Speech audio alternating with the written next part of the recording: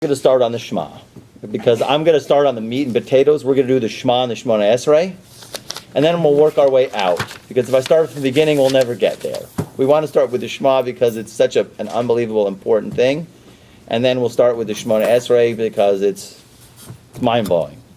Okay? So the classic concept of the Shema is what's called accepting the yoke of the kingdom of heaven. Kabbalat ol malchut shemayim. Has anybody ever heard of that before? Yeah. What does it mean, Kabbalat ol malchut shemayim? Acceptance the yoke of the kingdom of heaven. Doesn't sound good to me. I don't like yoke. Do you like yoke? I don't relate to yoke. Yolk of an egg, maybe. You want to look, what's a yoke? Yeah, right, Rabbi, what's a yoke? I'm an LA boy. Okay? Yeah, something goes around the neck of an ox. Thank you very much. This sounds really exciting. I'm so excited to come into synagogue and put a piece of wood around my neck so I could pull a plow. Thank you. It was on the shoulders. Shoulders, neck. Is it comfortable? Yeah. I guess so. Maybe. They're padded. They're padded. They make them padded now. Padded with I think love. I even saw one. Had Horses Nike don't on it. complain. Just do it. Yeah. Okay. So we're going to have to understand what that means. Okay? What does it mean to accept the yoke of the kingdom of heaven? Okay? Now, basically, the idea here is an ox is an unbelievably powerful animal, what it does. But if you don't put a yoke on it, it can't produce anything. It's no good. It can eat grass, but that's just about it. But until you put a yoke on it and it pulls the plow, nothing is going to come from it. Okay, that is one understanding of acceptance of the yoke of the kingdom of heaven. Until you can make this connection, that we're going to go into, we're going into vortex here. Until you go in the vortex the right way, you will not be able to actualize your potential. Everybody has a very unique potential in the world to express that no one else before in any generation or no one else after is going to be able to express. Until you do this, and we're going to see why, then you will not be able to access your potential. That is one explanation of yoke of the kingdom of heaven. My father-in-law showed me a book which I felt he had it, he passed away, they got rid of all his English books, and I was like, that one book, they got rid of it. It was a book that explained, it was a yoga book, because he did yoga, but explained the word yoke. The word yoke in Sanskrit means connection. Once you just say that, it's all good. Once you understand, it means connection. Yoga means yoke. Connection. Okay? So if we understand, it's an English translation, but it's still, the concept is connection. Okay? So, the idea of the Shema. Okay, as we know, there's 6 words in the Shema. Right, 6 words, right? That's counted, right? Okay, so the idea here of the Shema basically is you have to go into the purpose of creation.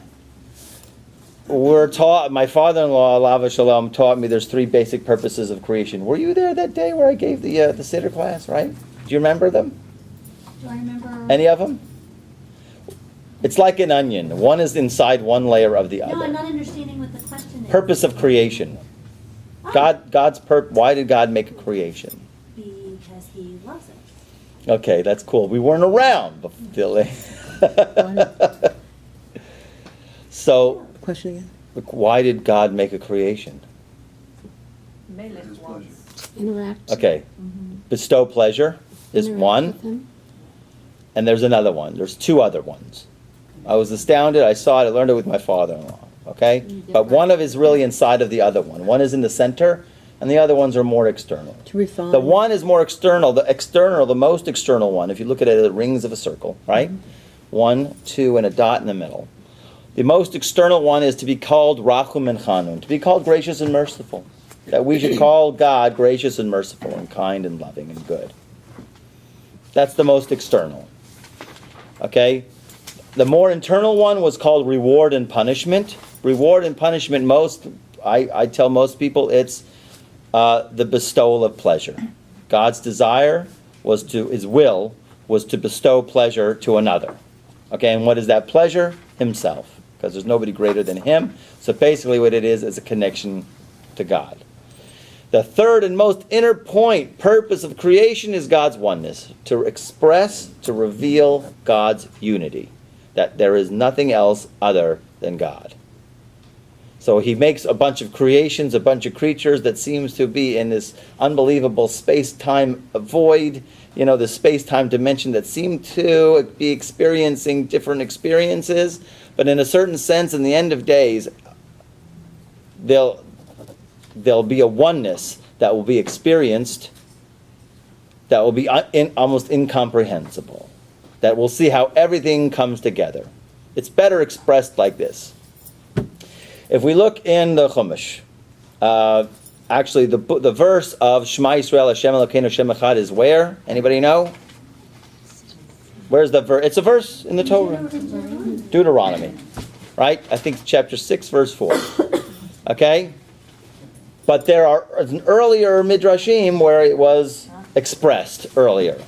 We have two places in Genesis where the Shema is mentioned. Somebody said the Shema. We know that the Avos, all they said the Shema, but where do we have in our tradition where we have it on black and white, well, after it was written, that the Shema was mentioned? So, Jacob.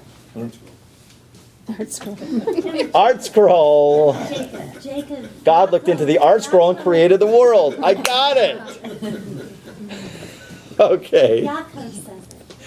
Yes. The incident is after 22 years, Yaakov thinks Yosef is dead. He's very sad. A 22-year serious depression, right?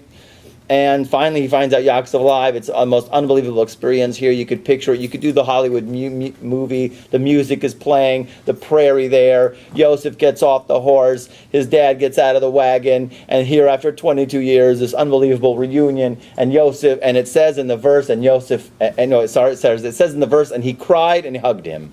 He cried and he hugged him. It doesn't say they cried and hugged each other. He cried and he hugged him. Who cried and who hugged who? Yosef. What was Yaakov doing? Saying Shema. So, I remember my Rosh Hashiva gave he was giving a little explanation. It doesn't mean that it's time I got to do the mitzvah. I'm not, he's uptight about the mitzvah of saying Shema Bizmano in the time. It's not it. So I heard Eli Mansour say it in a very poetic way that really brought it together. He saw, don't forget, Yaakov's life was just racked with tsuris. Everybody know what the word tsuris is? With pains, trials, tribulations, his whole life.